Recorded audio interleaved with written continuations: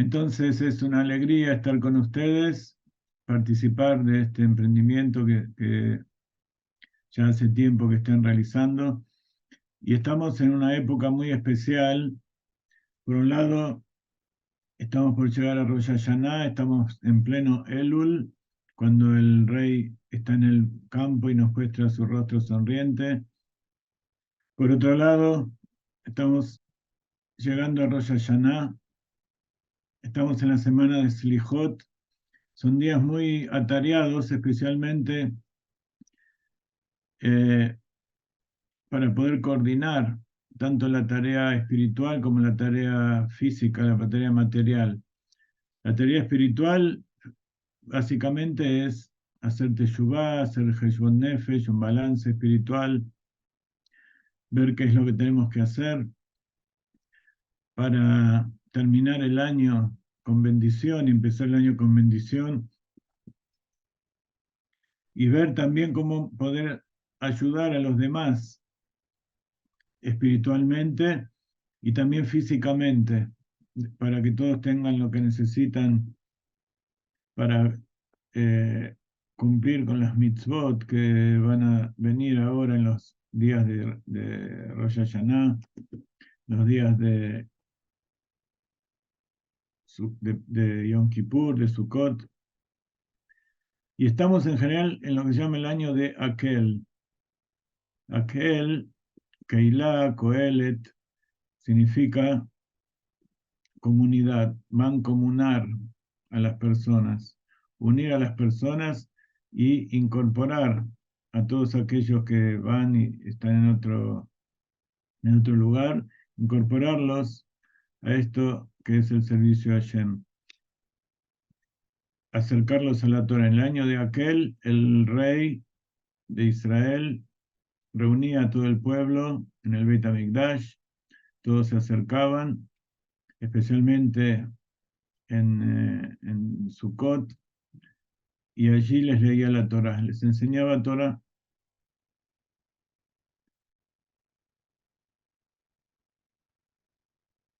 Aquel, con respecto a toda la humanidad, es justamente lo que estamos haciendo todo el tiempo, llevando la Torah a todas las naciones para poder unirnos e integrarnos en el servicio a Hashem para que este mundo sea un mundo un poco mejor.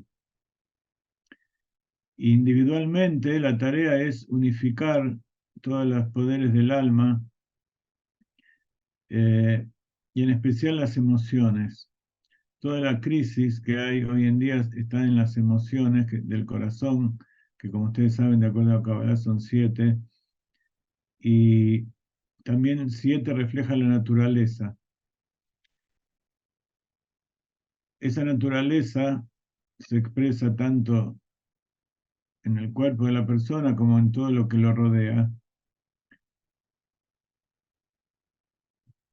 Y con respecto al ser humano, tiene que ver con los 7 preceptos, los 7 preceptos del corazón. En esta parte de la Torá que estamos leyendo, Moshe Rabbeinu está preparando al pueblo de Israel para que entre a la tierra y conquiste la tierra, se asiente en ella y elimine a los 7 pueblos que había allí. Y espiritualmente eso representa reemplazar las malas cualidades, los malos atributos que uno pueda tener. Em, entonces, como todas las palabras de la Torá son verdad, es verdad que hay que conquistar la tierra y conquistar, eliminar toda idolatría. Es un trabajo eterno, no solamente de esa generación que entró en la tierra de Israel. En nuestra época también. Entonces, refinar las cualidades del corazón, esas fuerzas que nos llevan y nos impulsan a movernos en el mundo, nos impulsan a hacer lo que uno piensa y lo que quiere Hashem, y a veces irnos para el otro lado. Eso tenemos que refinarlo, y, y para eso necesitamos la ayuda del Hasidut. la ayuda de la Torá. Por eso es tan importante llevar la Torá a todas las naciones que representan a esos 7 preceptos de la naturaleza y las 7 emociones del corazón. En realidad la palabra eliminar no es exacta, sino que es eliminar aquellas malas inclinaciones que hay en nuestros atributos emocionales y de conducta. Entonces, ¿cómo se hace eso? En general, explica el Hasidut que uno necesita estar conectado a la cabeza. Rosh Hashanah, la cabeza del año, implica que todo lo que pasa durante el resto del año es decretado en ese día. Así también pasa en los meses, lo que pasa el primer día del mes influye sobre todo el mes. Pero durante todos los días podemos cambiar. Si no empezamos bien ese principio, podemos cambiar. La teshuvá es de todo el año. Incluso ahora que estamos llegando al último día antes del juicio, todo lo que pudimos haber hecho mal durante todo el año, a través de la teshuvá, lo podemos cambiar. Y para poder dar una idea, un camino de cómo se realiza eso, tenemos que decir que la persona tiene 3 niveles. Tiene el pensamiento, el habla y la acción. Entonces, leakel de Itkalelut significa también que cada uno de los aspectos de cada una de las personas, cada una de las emociones, de las vestimentas del alma, actúen en concordancia y actúen en coordinación con las otras. De tal manera que el pensamiento y la habla y la acción nos lleven hacia el mismo lugar. Entonces, eh, con respecto al pensamiento, a veces uno tiene pensamientos, ideas que no son correctas, y hacer teshuvá del pensamiento significa analizar aquellas cosas que uno piensa, porque lo que piensa es lo que viene del deseo innato que hay en el inconsciente, y entonces esos pensamientos a veces nos llevan a justificar y a ayudar a las emociones equivocadas del corazón a ir a otro lado. Entonces, al cambiar, analizar y rectificar nuestros pensamientos, entonces podemos también ver si lo que nosotros sentimos, si lo que amamos, lo que tememos, aquello con lo que tenemos piedad, etcétera, etcétera, y también nuestras conductas, en qué tenemos confianza, si tenemos confianza en nosotros mismos, en nuestra familia, en Dios, a quién agradecemos, a quién somos agradecidos o si somos lo suficientemente agradecidos o no, y qué es lo que nosotros queremos en verdad. Todo eso representa a las 6 emociones del corazón y después está la última que es la acción misma. Cuando uno en el pensamiento realiza eso, el pensamiento lo puede cambiar en un instante, puede cambiar de parecer en un instante, pero las emociones son más difíciles de cambiar. Y más cuando esas emociones vienen de la niñez, de la juventud, cuando se forjan todas esas emociones. Entonces también es el momento de pensar cómo educamos a nuestros hijos. Y al ver eso, entonces podemos a veces perdonar a nuestros padres. Y al perdonar a nuestros padres, también nos liberamos de aquellas cosas con las cuales fuimos amarrados, aquellos pensamientos y conductas equivocadas que adquirimos de la niñez, a través del perdón. Uno cuando hace teshuvá tiene que perdonarse, pero más que todo, ser sincero con uno mismo y tratar de corregirlo. Pero al otro uno no lo puede corregir, entonces al otro tiene que perdonar. Y ese perdón sirve para unirnos también. Y cuando uno perdona al otro, a Kadosh Baruj Hu nos perdona a nosotros también. Y esa es la idea, que nos juzgue con misericordia. Eso es la cualidad de misericordia. Juzgar al otro con misericordia. No ser ciego, pero sí saber que es un ser humano y si está en nuestras medidas, en nuestra posibilidad de ayudarlo, entonces podemos ayudarlo.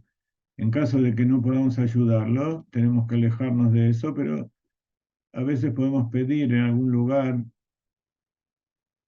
ya sea los centros oficiales o gente experta que se ocupe de poder ayudar a esa persona si nosotros no la podemos ayudar, tanto física como espiritualmente, psicológicamente.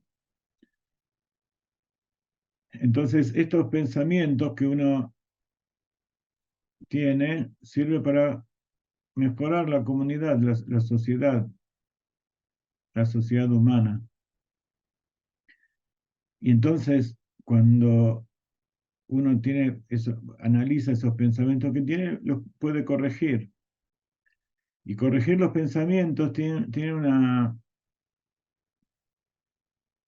corregir en el sentido de hacer teshuvá,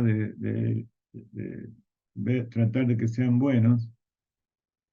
Eso tiene un efecto tan poderoso que incluso aquellos pensamientos malos que tuvimos en el pasado se anulan, se transforman en méritos, tanto como las acciones y las emociones que nosotros pudimos reconocer que estuvimos equivocados y las queremos cambiar, se transforman en méritos, incluso si todavía no las pudimos cambiar, el hecho de reconocerlo.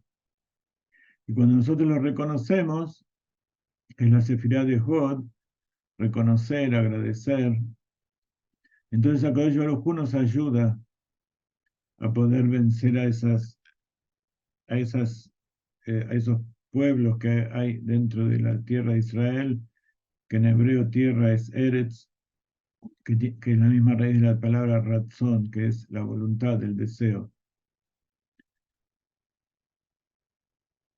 Cuando uno cambia los pensamientos, también cambia los deseos, cambia el inconsciente y repara aquellas cosas que hay en el interior, que vienen, como decíamos, de la niñez, de la adolescencia, aquellos traumas que nos impulsan a hacer cosas que a veces no queremos y que nos arrepentimos enseguida. Y entonces todo eso nos lleva a tener mejores sentimientos por nosotros mismos, por las personas, por nuestra familia, por Dios, por la naturaleza, por los animales, las plantas, los minerales. Entonces, esto que estamos haciendo ahora es una práctica que es muy buena hacerla todos los días, pero ahora recibimos fuerza en el UL, recibimos la fuerza para fortalecer ese tipo de actitud, esas costumbres. En la Parashat Azino, Akadosh Baruj Hu inspira a Moshe para decirle al pueblo, Azino Shamay Vaidabre Batishma Aretz Imrei Pi. Moshe Rabbeinu está cantando, está diciendo un cántico que se llama el cántico de Azino, que significa escuche los cielos y voy a hablar y oigan la tierra las palabras de mi boca.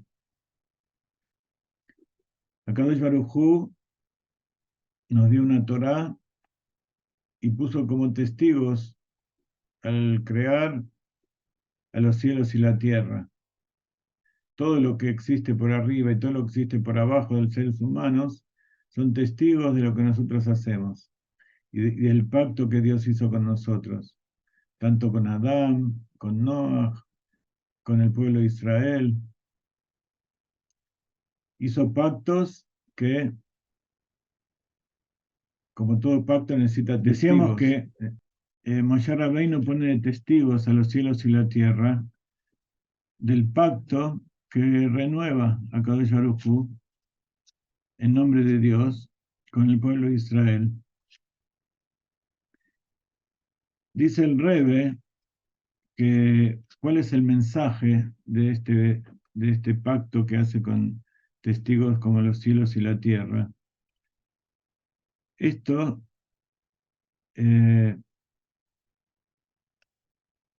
es una enseñanza muy importante en nuestro servicio a Hashem. Dice que los cielos tienen que ver con los que se llaman Yoshbei o Alim. Yoshbei o Alim significa los que se sientan en las tiendas, que representa a aquellos que se ocupan del estudio de la Torá. Y la tierra representa a los Baalei Esek, aquellos que se ocupan del comercio, de las profesiones, eh, de lo que se necesita para obtener, o sea, ocuparse de las cosas materiales. ¿Y por qué entonces habla de los dos? Porque tiene que haber una itkalelut. De nuevo, esa palabra tan importante que tiene que ver con la Kabbalah de la Arizal, que es interinclusión. Cada uno tiene que trabajar mancomunado con el otro, a pesar de que son actividades opuestas. Eso se vio con dos tribus especiales que había en la tierra de Israel, que era Isahar be Zbulun. Isahar era la tribu que ellos vivían pegados unos a los otros en el norte, al lado del Mediterráneo, y Isahar se ocupaba más del estudio de la Torá. De allí vinieron la mayoría de los hombres de la Gran Asamblea, del Sanedrín. Y Zbulún eran personas que viajaban por el mar y hacían comercio. El, el símbolo de la tribu de Zbulún era un barquito. Entonces, dice que es verdad, cada uno tiene una tarea principal que hacer, pero aquellos que se ocupan de estudiar Torah, por un lado tienen que enseñarle Torah a los otros, pero además tienen que ocuparse también en una pequeña proporción en cosas materiales, ocuparse eh, de una profesión, porque está dicho, si vos decís que lo único que tenés es Torah, incluso Torah no tenés. Entonces, hay gente que se ocupa de estudiar Torah, pero también trabaja de maestros o ayuda de vez en cuando en alguna tarea que tiene que ver con el esfuerzo físico, material. Y por otro lado, los que se ocupan de profesiones eh, científicas o comercio. Hola, me, no, Rivka, me equivoqué, no era a las 7 la clase, es a las 8, así que estoy en medio de la clase. Está abierta la puerta. Ah, bueno, bueno. Después, no, no, sí, me llamó, pero no me dijo que iba a venir. Decirle que venga, está abierto. Bye. Bueno, como les decía, son días muy activos, así que hay que ocuparse del estudio de la Torá y también de las cosas materiales. Entre paréntesis, les quiero decir que estamos ayudando a varias familias acá en Israel, que algunas que ayudamos a convertir, pero que no es fácil. Israel es un país que se adquiere con sufrimiento y el sufrimiento hoy en día a veces es los asuntos de sustento. Es muy difícil conseguir trabajo hoy en día, más cuando no se tiene idioma. Y por otro lado, a veces hay problemas de salud. En este caso hay algunas familias que tienen problemas de salud y no pueden trabajar. Entonces, en la pequeña medida que podemos, tratamos de ayudarlos. pero siempre lo hacemos, todo lo que recibimos lo dedicamos parte, ¿no? Yo no fabrico billetes, no es, si yo tuviera una maquinita tendría la posibilidad de ayudar por mis propios medios, pero yo no tengo nada de mí, sino que todo lo que tengo lo recibo y con eso una pequeña parte ayuda. Así que todo lo que ustedes pueden aportar va a ser para bendición. Entonces, las personas que se ocupan de hacer del sustento también tienen responsabilidad de estudiar Torah. Un poquito a la mañana, un poquito a la tarde. Eso hace que también el trabajo que realicen tenga bendición. Y entonces, así en general, dice el Rebbe, cuando uno cumple todas las mitzvot, hay mitzvot que tienen que ver con el estudio, con el alma, hay mitzvot que tienen que ver con asuntos materiales, físicos. Todas las mitzvot tienen su parte física, su parte de acción, y también tienen su parte de intención, su parte espiritual.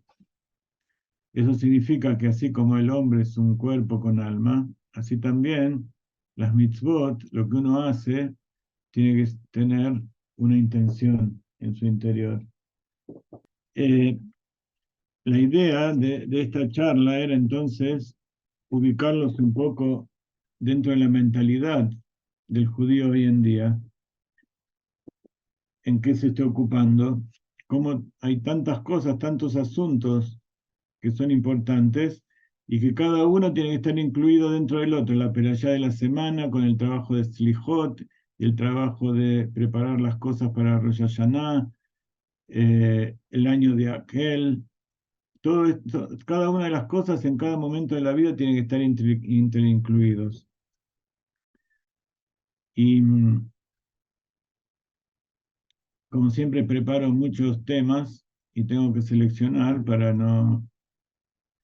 eh, para no excederme demasiado en el tiempo, porque yo me divierto haciendo esto, pero no sé si todos tienen paciencia como para aguantarme una hora y media. Pero bueno, eh,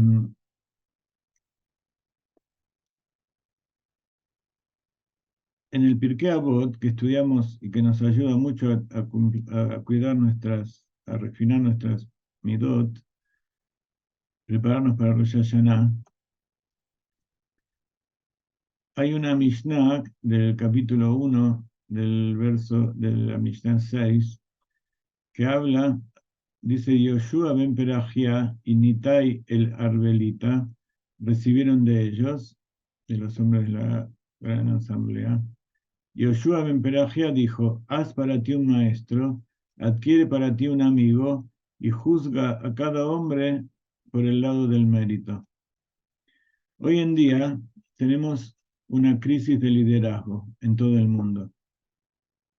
Entonces, cuando las personas tienen que decidir quién es el líder que los tiene que llevar, no saben a quién elegir y si eligen, la mayor posibilidad, pues, sobre todo en Sudamérica y en los países un poco más relegados, incluyendo Israel, cuando uno elija a un presidente o a un primer ministro o a sus gobernantes, generalmente se equivoca, pero no porque eligió mal, sino porque lo que le dijeron estaba equivocado y porque a veces prometen cosas que no son, prometen cosas que no pueden hacer. Entonces, por eso nosotros no confiamos, vamos a votar y elegimos porque hay que hacerlo. Y pedimos a Hashem que nos ayude a votar como corresponde, pero nosotros nos guiamos por los sabios de la Torah, y sobre todo los que tenemos al Rebbe, que el Rebbe en su sabiduría nos enseñó algo muy importante. Sobre todo al final, él dijo, yo hice todo lo que pude para traer al Mashiach, ahora son ustedes, dejo en ustedes que hagan todo lo que puedan para traer al Mashiach. Una vez el rabino Saj, el rabino que falleció ya, que era el rabino principal de Inglaterra, él era muy apegado al Rebbe, y él una vez dijo que un verdadero Rebbe no es aquel que dirige a la gente y todos se quedan mirando cómo él hace las cosas, sino aquel que, que hace nuevos Rebbes, nuevos líderes. Ese es el verdadero líder, aquel que hace otros líderes. Otra de las parábolas que utilizó el Hasidut es ser farolero. El Admura Saí dijo que cada uno no es suficiente con que vaya por allí encendiendo faroles, sino que tiene que hacer que esos faroles que va encendiendo a su vez sean aquellos que enciendan otros faroles a su vez, que es más o menos lo que decía el Baal Shem Tov, cuando el Baal Shem Tov subió para hablar con el Mashiach y le preguntó cuándo vas a venir, dijo cuando se expandan tus manantiales hacia afuera, los manantiales del Baal Shem Tov, o sea, cuando el Hasidut llegue a todo el mundo. Y el Rebbe explicó que cuando un manantial se expande, las aguas salen para afuera y eso fertiliza todo el alrededor. Eso es lo que se llama un oasis. El manantial da vida a todo lo que hay alrededor. Pero eso no alcanza. A su vez, cada manantial, cuando se expande, tiene que producir otros manantiales. Y entonces, el desafío de nuestra época es algo que yo veo mucho en los Bnei Noach, y es que se quedan callados, escuchan, se quedan callados y esperan. Está bien que de acuerdo a Kabbalah hay una relación entre el pueblo de Israel y del pueblo, y los pueblos del mundo, de dar y recibir. Está dicho que el pueblo de Israel cuando está en Israel tiene la actitud de dar, de mashpia, de lo que se llama zahar, la sefirá de Gesed, y los pueblos del mundo reciben.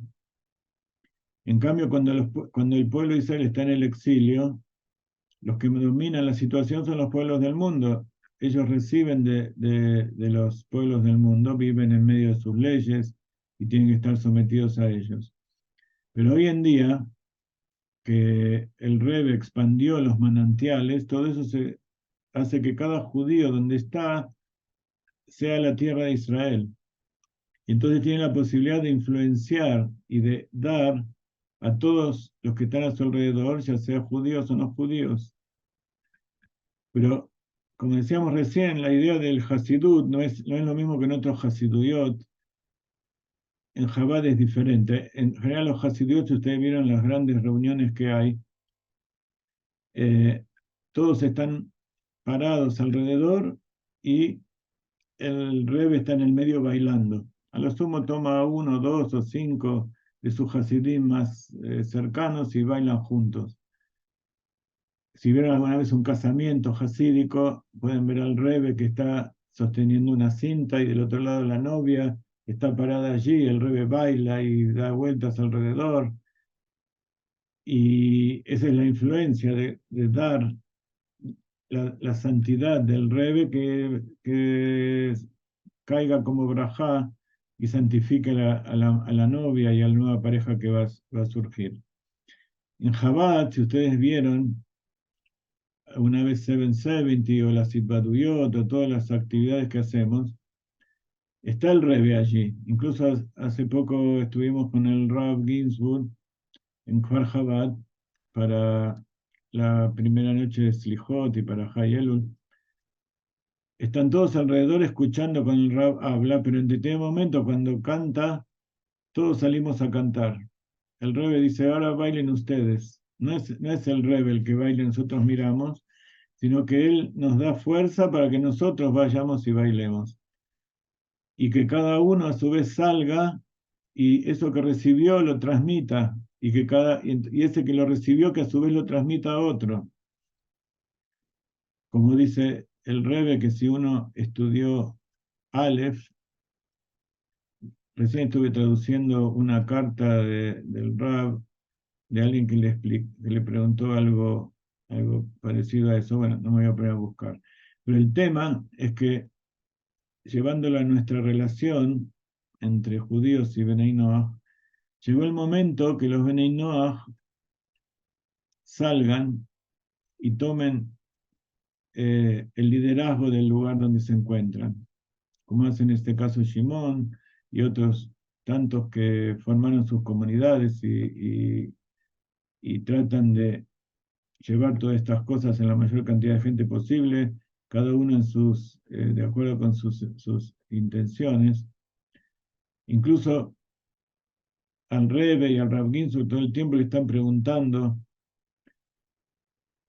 Hay gente que se ocupa de estudiar Torah y cumple, son Hasidim, y, y trabajan en cierta medida en servicio de Hashem, de difundir los manantiales, pero tienen, por supuesto, su trabajo, tienen sus empresas o su trabajo, o su ocupación para sostener a la familia. Entonces muchas veces le preguntan qué hacer. A veces el Rebbe le dice, seguí haciendo eso, incluso cuando alguien pregunta si estudiar en la universidad. Dice, vos estudiás en la universidad, pero sabés que eso que estás estudiando es para que donde estés lleves la Torá y el Hasidut ahí donde estás. Que seas un ejemplo, una luz para los que están allí. Y que el trabajo que estés realizando no es lo principal. Lo principal es que eso te sirva como un instrumento, así como el dinero, las propiedades, o incluso el conocimiento científico, el conocimiento en cualquier materia que uno tenga, que eso sirva para transmitir la Torah. Y de ahí surge que el Rebbe le dijo a sus Hasidim que como ellos están ahí en Nueva York y en todos lados haciendo transacciones y ocupándose con gente que no es judía, que les enseñe los 7 preceptos. El Rav Ginsburg va un poco más allá. Por supuesto, a nadie le dijo que deje de trabajar, pero si alguien va y le pregunta,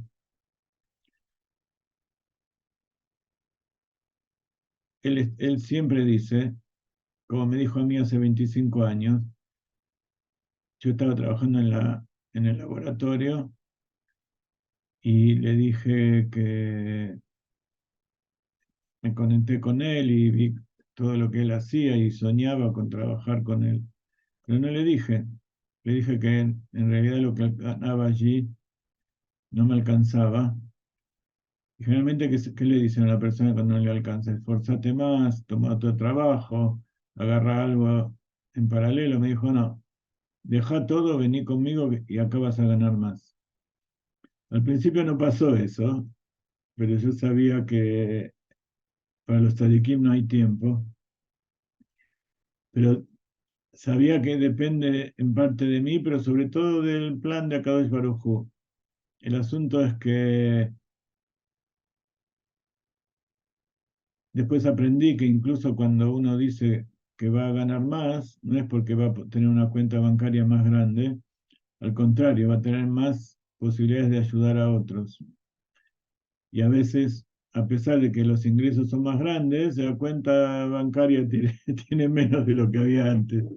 Pero bueno, eh, el tema es que cada uno tiene que tomar la decisión de decidir qué es lo más importante en su vida. Si el trabajo que está haciendo o como ser humano físico que necesita comer y tener una casa y darle eso a su familia, o lo que el alma vino a hacer a este mundo. Entonces, es importante que cada uno saque a relucir el Rebbe que lleva en su interior. El Rebbe nos enseñó que todos los Yehudim tenemos a Moshe Rabbeinu adentro. Y ahora tenemos que mostrar que todos los Benei Noach también tienen parte de ese Moshe Rabbeinu, porque ustedes saben, cuando el pueblo de Israel salió de Egipto, salió un 20% de los que estaban allí, pero dentro de ese 20%, mejor dicho, agregado a ese 20%, había gente que no era judía, no pertenecía a las 12 tribus, y salieron como responsabilidad de Moshe. Moshe fue responsable de sacarlos junto con el pueblo de Israel. Y a pesar de que está dicho que después el becerro de oro y otros asuntos fueron por culpa de ellos, de todas maneras no fueron expulsados del pueblo de Israel, sino que al contrario, con el tiempo se incorporaron. Y como sabemos, toda caída es en alas de una elevación superior. Tendríamos que dar las gracias a esos pueblos que nos hicieron caer, porque gracias a esa caída pudimos elevarnos más alto todavía, sobre todo sabiendo que es parte del plan de Hashem. Todo eso está escrito en la Torá. Y si está escrito en la Torá, que es el plano con el cual Dios creó el mundo, quiere decir que es algo que Dios ya lo tenía planeado de antes. No fue un error, no fue una, una equivocación nuestra. Entonces, ese momento en que esas almas judías que hay dentro de los pueblos del mundo salgan a relucir y que se transformen cada uno en un farol, en en una persona que ilumina el mundo y que lo dulcifica y que lo trae a una situación en que todos seamos protagonistas y que cada uno aporte eso que Dios le dio. Cada uno tiene atributos y tiene cualidades, tiene un capital humano que tiene que utilizarlo. Y fíjese qué importante que es la Teshuvá y qué importante es juzgar a cada uno de buena forma, de forma correcta, y darle la oportunidad de que se exprese y saque de adentro lo que tiene. Dice el capítulo 1 en la Mishnah 6, Yoshua ben Perajia y Nitai Arbelit recibieron de ellos. Yoshua ben Perajia dijo, haz para ti un maestro, adquiere para ti un amigo y juzga a cada hombre por el lado del mérito. Esta gente eh, fue una de las parejas que había que transmitieron la Torah oral. Y ellos vivieron la época del final del segundo templo, una época que toda la humanidad conoce. El Rebbe de Lubavitch asociaba las palabras de Yoshua ben Perajia con los acontecimientos de su vida.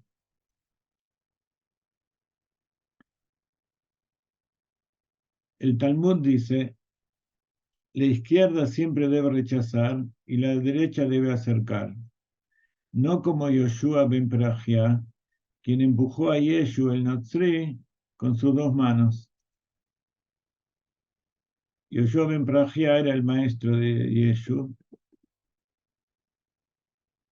y él en determinado momento a lo mejor no lo quería rechazar, pero la forma en que lo trató hizo que él se sintiera rechazado y por eso no pudo hacer teshuvá. Nuevamente, en el Talmud, cuando dice Yeshu a Nosri, el, digamos, el Yoshua, en realidad dice Yeshu, no Yoshua. Yeshu quiere decir Imach Shemo Besichro, que su nombre se ha borrado. No se refiere específicamente a Jesús de Nazaret. Notzri quiere decir extranjero. Y Nazaret o Nazrat es el nombre de una ciudad. Pero de todas maneras podemos asociarlo también con eso. Entonces dice, Yoshua ben Prajia empujó a Yeshu el Nostri con sus dos manos. Se cuenta que Yoshua ben Prajia y su discípulo Yeshu se hospedaron en una posada. Cuando se fueron, Yoshua ben Prajia dijo, qué hermosa es esta posada. Sus discípulos, sin embargo, se mostró menos entusiasta y dijo, los ojos de la mujer, la posadera, no son hermosos. Y Yoshua ben Prajia dijo, tú eres un rasha, eres un malvado, ¿eso es lo que te preocupa? Y lo echó, lo condenó al ostracismo. Y entonces Yeshu se inclinó a la adoración de los ídolos. Y en ese momento Yoshua ben Prajia le pidió a su antiguo discípulo que regresara de sus malos caminos. Y entonces él le contestó, esto es lo que he aprendido de ti. Cualquier persona que peca y haga pecar al público, no se le da la oportunidad de arrepentirse. Cuando uno peca siempre se le da la oportunidad de arrepentirse, pero está escrito que si uno hizo que otros pequen, entonces su arrepentimiento no alcanza, porque ya lo que hizo en los otros no lo puede arreglar. Y con esta historia, el Rebbe de Lubavitch explica que Yoshua ben Prajia enfatizó la regla, después de esto él aprendió, juzga a cada hombre, incluso a Yeshu el Notzri, que pecó e hizo que otros pecaran para el lado del mérito. Juzga meritoriamente incluso a aquellas personas que hicieron pecar a otros.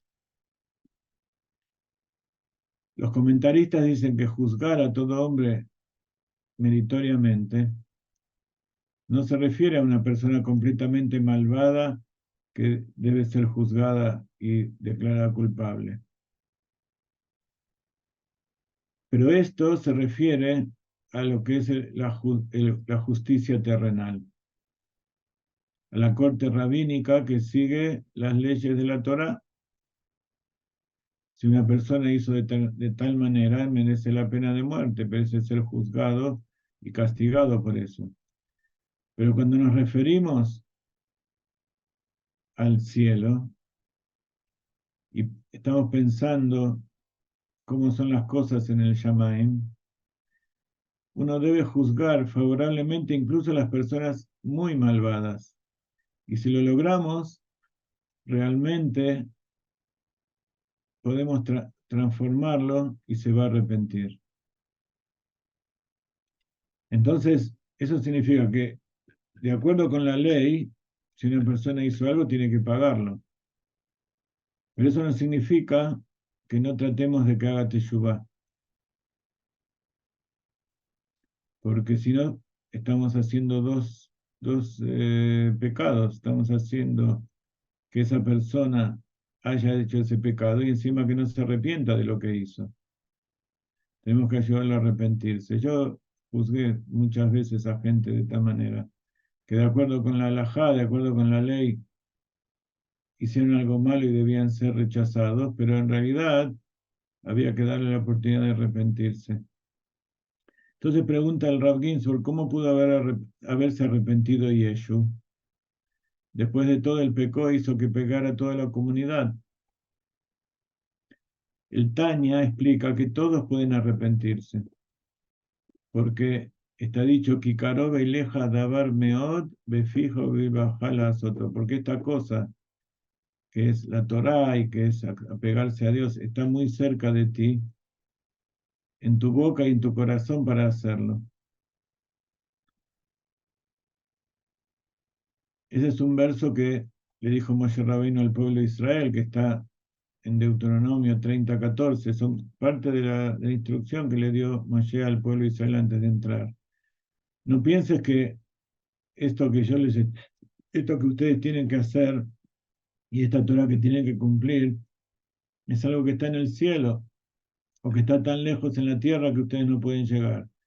Esto está en ti, está dentro tuyo y está en las posibilidades en tu boca y tu corazón, o sea, en poder decirlo, hacerlo, pensarlo y sentirlo. Incluso si se dice de una persona que no se le da tiempo para que se arrepienta, esto significa que no lo tomamos de la mano para alentarlo con un momento favorable que se arrepienta. O sea, de entrada no hay que agarrarlo y hacer lo que se arrepienta, porque eso es una decisión propia, tiene libre albedrío. Y como vimos en la educación de los hijos, por más que uno agarre a los chicos y los lleve y los haga arreglar y todo eso, dentro suyo eso no se rectificó. Dentro del chico eso sigue quedando. Lo mismo pasa con los adultos, por más que los metan en la cárcel, él va a tratar de no hacerlo en todo caso para que no lo vuelvan a meter en la cárcel, pero dentro suyo eso que hizo no se arrepintió de verdad.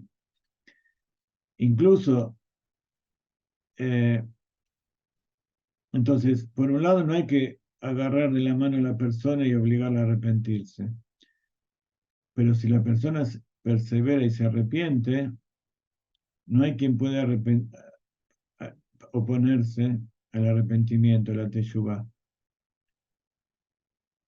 Así como no hay nada que se oponga a alguien que tiene una verdadera voluntad, un verdadero deseo de hacer algo, cuando ese deseo está enfocado para arrepentirse y cambiar de camino, no hay nada que lo pueda detener. Incluso una persona sumamente malvada puede arrepentirse en un instante, a tal punto que sus pecados intencionales se convierten en méritos para él. Está bien que los pecados que uno hizo sin querer se arrepiente y le dicen, bueno, está bien, pero que los pecados intencionales se transforman en méritos. ¿Por qué pasa eso? Porque cuando él pecó estaba en un estado de bajeza, estaba enojado muy bajo espiritualmente. Cuando hizo Teshuvah se elevó, y el hecho de elevarse y salir de ese pozo, eso hace que aquella acción que hizo se transforme en un mérito. Mirá lo que hizo, cómo era y todo, cómo nació, dónde nació y cómo lo criaron y las cosas que hizo. Sin embargo, hoy en día él reniega de todo eso y quiere ser diferente. Entonces, el Rab dice, si eso es para una persona completamente malvada, ¿cuánto más será para cada uno de nosotros?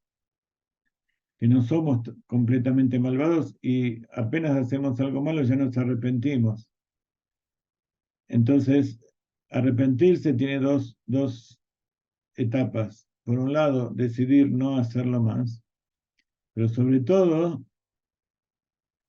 o sea, decidir que antes, que eso que hicimos está mal, pero sobre todo, decidir no hacerlo más y hacer otras cosas mejores. Porque acuérdense, cuando uno está pensando en lo malo que uno hizo, en lo malo que uno es, en los malos variantes, la Yonará y todas esas cosas, ¿qué es lo que está haciendo? Está reforzando las cosas malas que tiene. En cambio, cuando uno trae luz de cosas nuevas y de buenos pensamientos y de nuevas actitudes, esa luz elimina toda la oscuridad que había y eso es lo que significa que aquellas cosas malas se transforman en méritos. Eran nada más que vallas que Dios nos puso para que nos elevemos más. Y cuando nos elevamos por encima de eso, todo eso se transforma en mérito. La capacidad de juzgar favorablemente, dice el Rav Ginsburg, a una persona totalmente malvada proviene de la capacidad de ver su potencial oculto.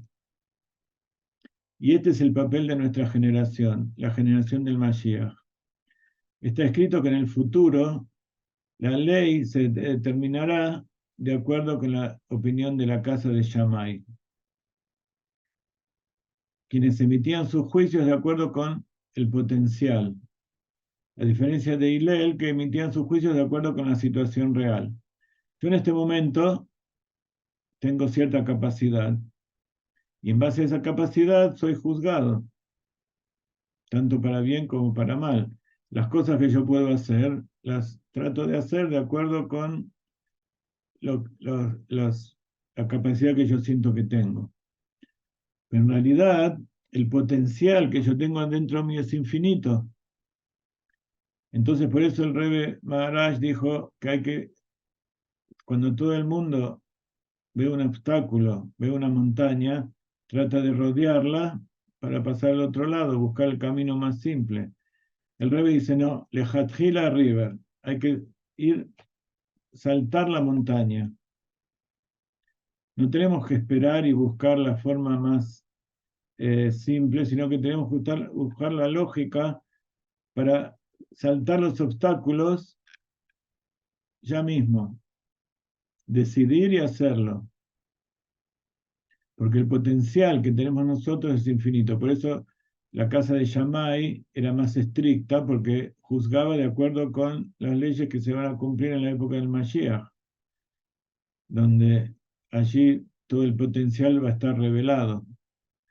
En cambio, Hillel era más permisivo, porque uno era Sefirá de Gesed, otro de Geburá, uno era amor y otro era temor o restricción. ¿Por qué? Porque en nuestra época estamos luchando constantemente contra el mundo material. Entonces el alma, todo el potencial que tenemos adentro, no lo queremos, no sabemos que podemos expresarlo. Entonces tenemos que ir de acuerdo con la casa de Shammai porque ya estamos en la época de la redención. Por un lado tenemos que juzgarnos a nosotros en forma meritoria, pero en base a los méritos que nosotros tenemos, no con lo que nosotros pensamos que tenemos. Cuando uno está aferrado a la Torá, está aferrado al Rebbe, está aferrado a Dios, su potencial es infinito.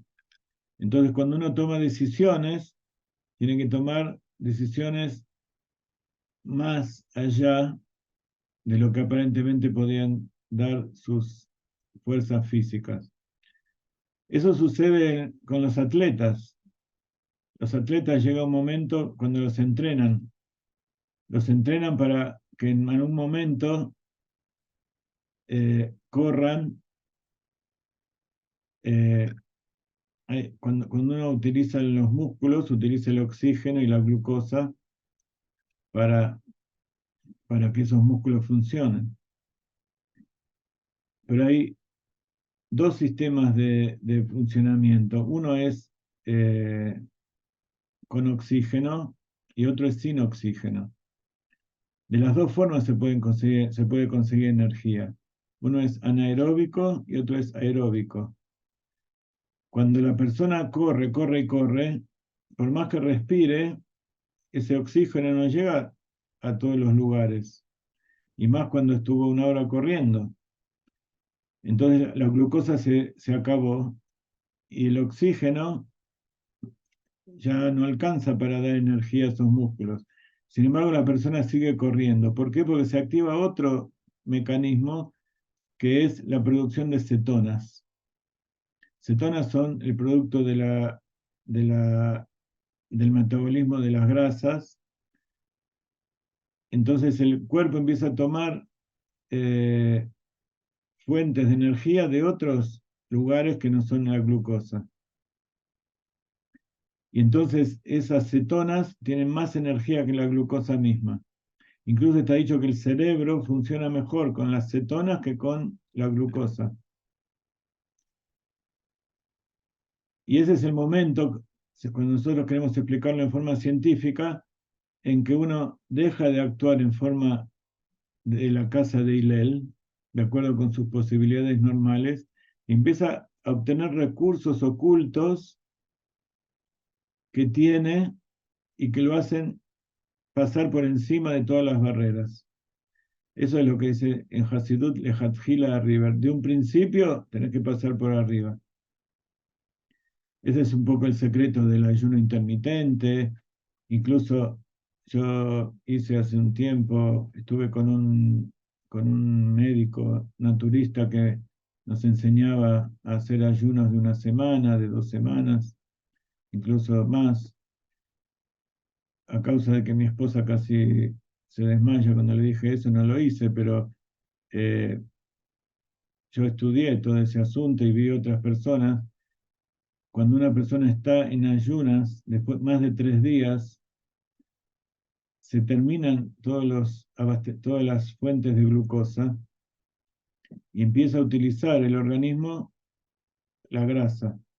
Y cuando incluso la grasa ya no alcanza, empieza a utilizar las células y las partes del cuerpo que están en desuso o que no son sanas. Entonces ahí es cuando empieza a aplicarse el poder curativo del cuerpo. El cuerpo no necesita remedios. El cuerpo se puede curar solo de todo. El asunto es darle la oportunidad de sacar dentro de sí todo el potencial que tiene. Y yo guardé bastante potencial, así que Bezrat Hashem, que ese potencial físico que guardé durante tantos años pueda también ayudarme a sacar el potencial del alma divina que Dios puso dentro mío. Entonces, cuando una persona obesa, digamos, es como aquella persona malvada, comió mal, hizo cosas que no debía, guardó cosas y tiene un potencial tremendo. Entonces, cuando observamos el potencial de una persona malvada, malvada en el sentido del taña, no es que le gusta hacer cosas malas, sino que no sabe y hace cosas que el Yetzirah lo lleva. Y reconocemos el hecho de que puede arrepentirse y alcanzar un nivel superior al nuestro, ya que en el lugar en el que están los Balei Teshuvá, los tzadikim consumados no pueden estar. El Baal Teshuvá pega un salto tan grande que eso sería como que incluso aquellos que volvieron de todos los pecados, aquellos que hacen dieta y se sanan, se llegan a estar mejor todavía que aquellos que se cuidaron toda la vida, digamos. Entonces nos hacemos pequeños a nuestros ojos en comparación con él, con esa persona que volvió del abismo.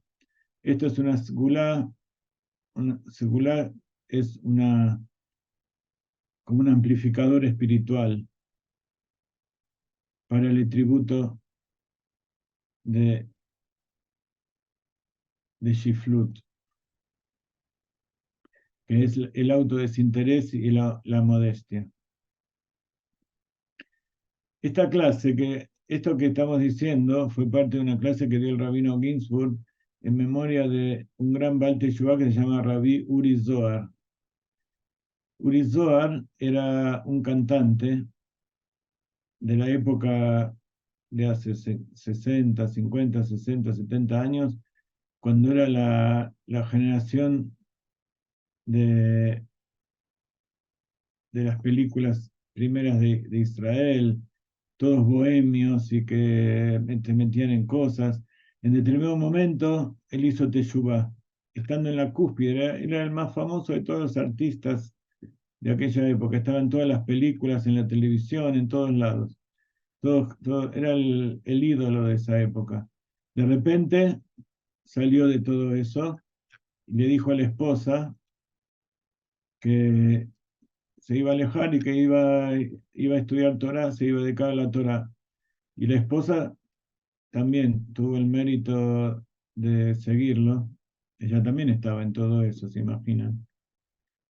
Y se convirtió en un gran rabino, Uri Zohar, que falleció hace poco tiempo y que, Besrat Hashem, por el mérito de toda la teshuvá que todos hacemos, que todos los pueblos nos unamos, todos juntos para recibir el Mashiach. Entonces el mensaje que quiero dejarles hoy es que tienen que dejar de lado la falsa modestia, de la falsa humildad y saquen de adentro todo el potencial que cada uno tiene y lo utilice al servicio de Hashem. Y cada uno de ustedes que ya están encendidos, son faroles encendidos, que ahora salgan, que se muevan y empiecen a hacer otros faroles por otro lado, que cada uno sea un Rebe, que cada uno sea un Moshe Rabbeinu, y que cada uno sea un Mashiach. Y cuando todos somos Mashiach, entonces va a venir el Mashiach verdadero y nos va a traer a Kadosh Baruj Hu en la revelación y van a volver aquellos que se fueron para la resurrección de los muertos y la llegada de Mashiach Tzidkeinu.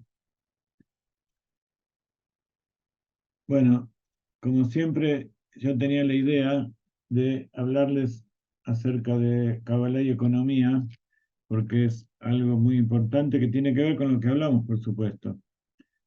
Pero, no sé, tenía tantas cosas importantes que decir que no llegué a leer del libro.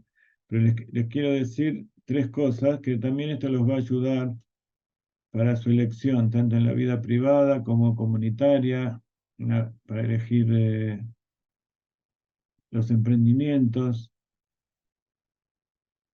para elegir líderes. Un aspecto de la vida económica moderna es el campo de la empresa corporativa.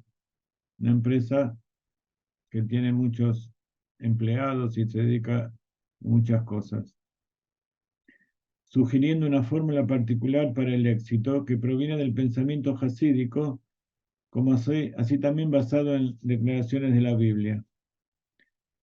Los tres escenarios principales de interacción que caracterizan el ámbito empresarial son interacción entre la compañía y sus empleados, interacción entre la compañía y los mercados, interacción entre la compañía y los inversores. Entonces, cuando uno se ocupa de estas cosas, todo proceso evolutivo tiene tres etapas. Como vimos en psicología y en todo, en, cuando uno quiere dedicarse a una empresa, todo tipo de empresa, para tener éxito tiene que ver que los empleados que se ocupan de eso, la relación que hay entre los empleados y la compañía, que es una relación sana y de respeto, que los empleados estén involucrados en el objetivo de la compañía, porque el objetivo de la compañía es un objetivo Kadosh, un objetivo sano y positivo para ellos.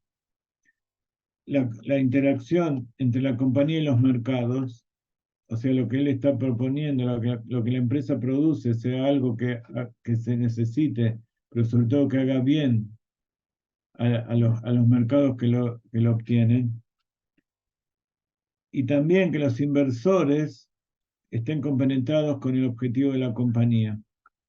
Por un lado, que esa inversión que pone la gente para esa compañía le sirva a la compañía y al inversor. Y por otro lado, que eso que están poniendo, cuando uno lo invierte, sirva para el beneficio de todos, no solamente para obtener un beneficio personal, un interés o una ganancia con las acciones. Entonces, para eso hay que tener en cuenta tres cosas. Y se lo toma en la Torá, se lo ve como se relacionaba el campamento de Israel cuando estaba en el desierto. Por un lado, ese campamento era el arquetipo de lo que era una organización. Por un lado, tenía que haber una participación guiada.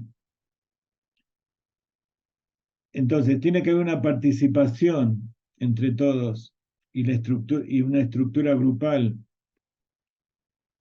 donde cada uno se esfuerza por cumplir su tarea y aportar a toda la comunidad. También es un campamento divino, un Mahane Elohim. ¿Qué quiere decir que sea de Dios? Indica el ideal divino de calidad. Cada uno tiene que participar dentro de esa reunión de personas para producir algo de calidad, como una aspiración de toda organización, no simplemente algo que se venda. Incluso si es algo malo que está produciendo, hay que hacer publicidad y engañar a la gente para que lo compre igual. Finalmente, este es, en la Torah dice, Kizeh Mahane Elohim, este es un campamento divino, dijo Jacob, vino cuando fue y soñó ahí en el monte Moriah. Él dijo, este es un campamento divino porque vio todos los ángeles que estaban allí. Entonces, por un lado tiene que ser un campamento, quiere decir que haya una participación entre todos. Elohim quiere decir que tiene que ser algo bueno, algo divino, que tenga calidad. Y por otro lado, tiene que haber algo que tiene que ver con la palabra ze, eso identifica una calidad dirigida a que haya un flujo, que haya una zrimá, que fluya, como decíamos recién. No alcanza con que uno estudie Torah y se ilumine, sino que tiene que llevar a los otros, de tal manera que los otros también lleven a los demás, y sea toda una red que fluya. Y entonces, de acuerdo con eso, en eso está basado todo este libro, y en eso está basado también, o tiene que estar basado, este trabajo que hacemos nosotros.